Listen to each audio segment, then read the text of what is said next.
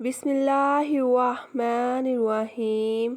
قرآن پاک کے سورۃ آل عمران کی آیت نمبر 35 میں اللہ تعالیٰ کا ارشاد ہے، جب کہا عمران کی عورت نے کہ اسے اب میں نے نظر کیا تیرے جو کچھ میرے پیٹ میں ہے سب سے آزاد رکھ کر، سو تو مجھ سے قبول کر، بے شک تو ہی اصل سننے والا ہے، جاننے والا ہے۔ حضرت مریم علیہ السلام کے والد کا نام عمران ثانی تھا۔ حضرت مریم علیہ السلام اپنی ماں کی پیٹ میں تھیں تو آپ علیہ السلام کی ماں نے اللہ تعالیٰ سے یہ دعا کی کہ جو بھی اولاد پیدا ہوگی میں اس کو مسجد اقصیٰ کی خدمت میں پیش کر دوں گی۔ تب لوگوں میں یہ رسم و رواج تھا کہ بیٹوں کو اللہ تعالیٰ کی نذر کر دیتے تو اس کو شادی کرنے کی اجازت نہیں ہوتی۔ جب کسی لڑکے کو اللہ تعالیٰ کے نذر کیا جاتا تو وہ شادی نہیں کرتا بلکہ ہر وقت اللہ تعالیٰ کی یاد میں مصروف رہتا۔ خدا کی کرنی ایسی ہوئی کہ عمران کے ہاں ایک لڑکی پیدا ہوئی جس کا نام مریم رکھا گیا، لیکن لڑکی کی پیدائش سے حضرت بی بی مریم کی والدہ پریشان ہو گئی کہ اب میں اپنی نذر کیسے پوری کروں گی، کیونکہ رواج کے مطابق صرف بیٹوں کو ہی مسجد اقصیٰ کی نذر کیا جاتا تھا۔ ابھی وہ اسی پریشانی میں تھی کہ انہیں ایک غیبی آواز سنائی دی جس نے ان کی پریشانی کو خوشی میں بدل دیا۔ وہ آواز یہ تھی کہ ہم نے تمہاری لڑکی کو ہی قبول کر لیا۔ آپ کی والدہ نے آپ کا نام مریم اس لیے رکھا کیونکہ آپ کو مسجد کی خدمت کے لیے قبول کر لیا گیا تھا۔ مریم کے معنی خادمہ کے ہیں۔ بعض زبانوں میں مریم کے معنی بلند مرتبہ اور عبادت گزار ہیں۔ حافظ ابن حجر عسقلانی لکھتے ہیں کہ حضرت مریم کی پیدائش سے پہلے ہی ان کے والد گرامی کا وصال ہو گیا۔ اس دور کے قاعدے کے مطابق جس بچے کو مسجد اقصیٰ کی نذر کر دیا جاتا اس بچے کو بچپن سے ہی مجاہدوں کے حوالے کر دیا جاتا۔ اس طرح حضرت مریم کو جب مسجد اقصیٰ کے مجاہدوں کے پاس لے جایا گیا تو ان میں اختلاف پیدا ہو گیا، کیونکہ ہر کوئی یہ چاہتا تھا کہ عمران کی اولاد کی تربیت ان کے ذمہ لگائی جائے۔ حضرت مریم کے والد بہت ہی نیک تھے۔ آخر یہ فیصلہ طے پایا کہ مجاہدین جو قلم توریت لکھنے کے لیے استعمال کرتے تھے وہ سب اس کو بہتے پانی میں چھوڑ دیں۔ جس کا قلم پانی کے بہاؤ کے الٹی سائیڈ جائے گا تو وہ حضرت بی بی مریم کی پرورش کرنے کا حقدار ہوگا۔ حضرت زکریہ علیہ السلام کا قلم اللہ تعالیٰ کے حکم سے پانی کے الٹی طرف بہہ گیا، اس وجہ سے وہی ان کی پرورش کے حقدار ہوئے۔ حضرت مریم کو اللہ تعالیٰ کی منشا کے مطابق حضرت زکریہ علیہ السلام کی کفالت میں دے دیا گیا۔ حضرت زکریہ علیہ السلام کی بیوی حضرت مریم کے رشتے میں خالہ تھی۔ ماں کے علاوہ خالہ سے بہتر رشتے میں اور کون پرورش کر سکتا ہے؟ جب اللہ تعالیٰ نے بی بی مریم کو اپنی بارگاہ میں قبول کیا تو بیت المقدس میں ان کے لیے ایک حجرہ تعمیر کر دیا گیا۔ حضرت بی بی مریم علیہ السلام سارا دن اللہ تعالیٰ کی عبادت میں مشغول رہتی۔ اللہ تعالیٰ کے حکم سے حضرت مریم علیہ السلام کو ان کے حجرے میں ہی بے موسم پھل عطا کیے جاتے تھے۔ جب حضرت زکریہ علیہ السلام نے حضرت مریم کے حجرے میں بے موسم پھل دیکھے تو آپ نے اللہ تعالیٰ کی بارگاہ میں دعا کی، یا اللہ تعالیٰ، جس طرح تو نے مریم کو بے موسم پھل عطا کیا ہے اس طرح تو مجھے بھی اس عمر میں اولاد کی دولت سے مالا مال فرما دے۔ حضرت زکریہ علیہ السلام اس وقت بہت زیادہ بوڑھے تھے لیکن ان کی کوئی اولاد نہیں تھی۔ اللہ تعالیٰ کو حضرت زکریا علیہ السلام کی یہ دعا بہت اچھی لگی، تو اللہ پاک نے انہیں ایک بیٹا عطا فرمایا جس کا نام یحییٰ رکھا گیا۔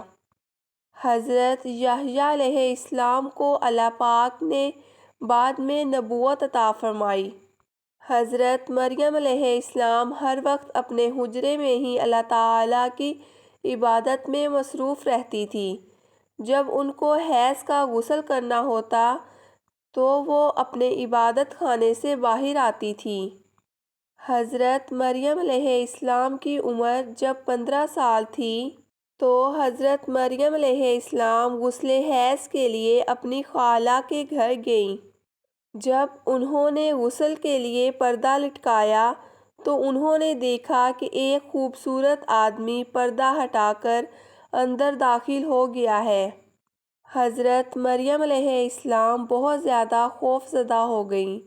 حضرت مریم علیہ السلام کو اپنی عزت کی فکر پڑ گئی۔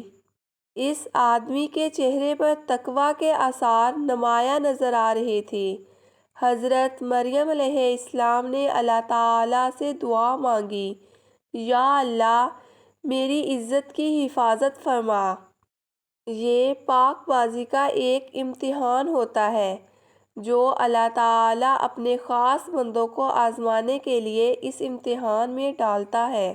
حضرت مریم علیہ السلام کو پریشان دیکھ کر اس بندے نے فرمایا، اے مریم مجھ سے ڈر مت، میں اللہ تعالیٰ کا بھیجا ہوا فرشتہ ہوں۔ میں آپ کو ایک پاکیزہ بیٹے کی ولادت کی خوشخبری دینے کے لیے آپ کے پاس تشریف لایا ہوں۔ فرشتے کی بات سن کر حضرت مریم علیہ السلام نے رونا شروع کر دیا۔ حضرت مریم علیہ السلام نے فرمایا، یہ کیسے ممکن ہے؟ میں تو ابھی کنواری ہوں، مجھے تو کبھی کسی مرد نے ہاتھ تک نہیں لگایا، مجھے بچہ کیسے ہو سکتا ہے؟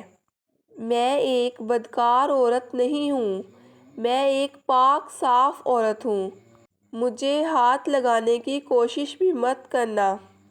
حضرت مریم علیہ السلام کی بات سن کر حضرت جبرائیل علیہ السلام نے کہا، یہ اسی طرح ہوگا جس طرح اللہ تعالیٰ نے حضرت آدم علیہ السلام کو بغیر والدین کے پیدا فرمایا تھا، پھر حضرت حوا علیہ السلام کو مرد کی پسلی سے پیدا فرمایا تھا۔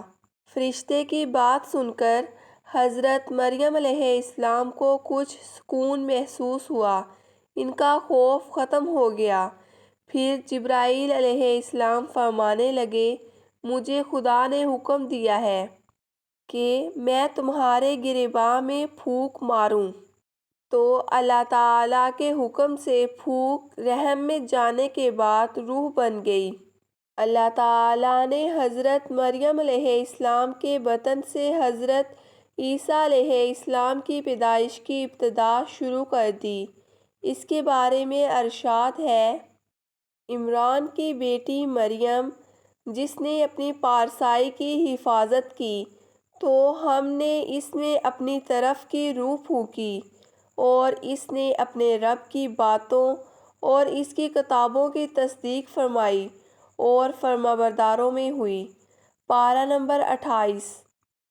جیسے جیسے بیٹے کی ولادت کا وقت پاس آتا جا رہا تھا، حضرت مریم علیہ السلام کی پریشانی میں اضافہ ہوتا جا رہا تھا۔ حضرت مریم علیہ السلام کو اس بات کا ڈر تھا کہ لوگ مجھ پر بدکاری کی تہمت لگائیں گے۔ اس خوف کی وجہ سے آپ بیت المقدس سے تقریباً 9 کلومیٹر دور جنگل میں ایک پہاڑی کوہ سیرا کی طرف تشریف لے گئیں۔ وہاں جا کر حضرت مریم علیہ السلام ایک کھجور کے درخت کے ساتھ ٹیک لگا کر بیٹھ گئیں۔ وہاں بھی حضرت مریم علیہ السلام کو یہ خوف تھا کہ میں اپنے رشتہ داروں اور قبیلے کے لوگوں کو کس طرح مطمئن کروں گی، لوگ مجھے بدکار عورت سمجھیں گے۔ جیسے ہی حضرت عیسیٰ علیہ السلام کی ولادت ہوئی تو حضرت جبرائیل علیہ السلام نے وادی کے نیچے سے آواز دی، اے مریم علیہ السلام، پریشان نہ ہو، تمہارے پروردگار نے تمہارے قدموں تلے ایک چشمہ جاری کر دیا ہے، اور ذرا اس کھجور کے درخت کو ہلاؤ، دیکھو یہ تمہارے سامنے تر و تازہ کھجوریں گرا دے گا۔ اب تم اطمینان سے یہ تازہ کھجوریں کھاؤ، چشمے کا پانی پیو، بچے کو دیکھ کر اپنی آنکھیں ٹھنڈی کرو، اور اگر تمہیں کوئی انسان نظر پڑ جائے تو اشارے سے کہہ دینا میں نے روزہ رکھا ہوا ہے، میں آج کسی شخص سے بات نہیں کر سکتی۔ 40 دن بعد حضرت مریم علیہ السلام اپنے بیٹے کو لے کر اپنے گھر آ گئی۔ جیسے ہی بچے کو حضرت مریم علیہ السلام کی گود میں دیکھا تو لوگوں نے کہا، یہ کس کا بچہ اٹھا کر لائی ہو؟ مریم، تو نے یوسف سے زنا کیا ہے، نہ تیرا باپ برا تھا اور نہ ہی تیری ماں۔ پیارے دوستو، حضرت مریم علیہ السلام کی منگنی ایک یوسف نامی شخص سے ہوئی تھی۔ یہی وجہ تھی کہ لوگوں نے یہ الزام لگایا، حضرت مریم علیہ السلام اور یوسف حضرت زکریا علیہ السلام کے گھر بدکاری کرتے رہے۔ نعوذ باللہ، حضرت مریم علیہ السلام پر لوگوں نے بڑے بڑے الزام لگائے، لیکن حضرت بی بی مریم علیہ السلام سب کی باتیں سن کر صبر کا مظاہرہ کرتی۔ روایات میں آتا ہے کہ حضرت مریم علیہ السلام کی قوم ایک دن اکٹھی ہو گئی، حضرت مریم اور یوسف کو بدکاری کے جرم میں سنسار کر دیں گے۔ جب لوگ اپنی الزام تراشی میں حد پار کر گئے تو حضرت بی بی مریم علیہ السلام نے حضرت عیسیٰ علیہ السلام کی طرف اشارہ کرتے ہوئے فرمایا، میری گواہی یہ بچہ خود دے گا۔ اس وقت حضرت عیسیٰ علیہ السلام دودھ پیتے ہوئے بچے تھے۔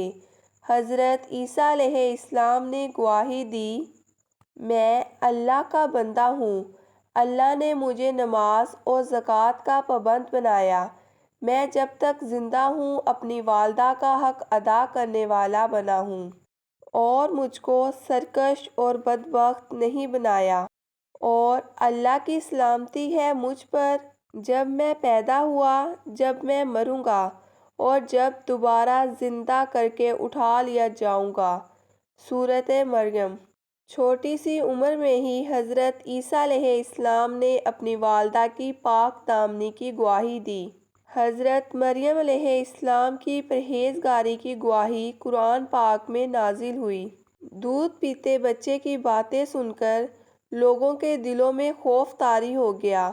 انہوں نے حضرت مریم علیہ السلام کو تنہا چھوڑ دیا، وہاں سے بھاگ گئے۔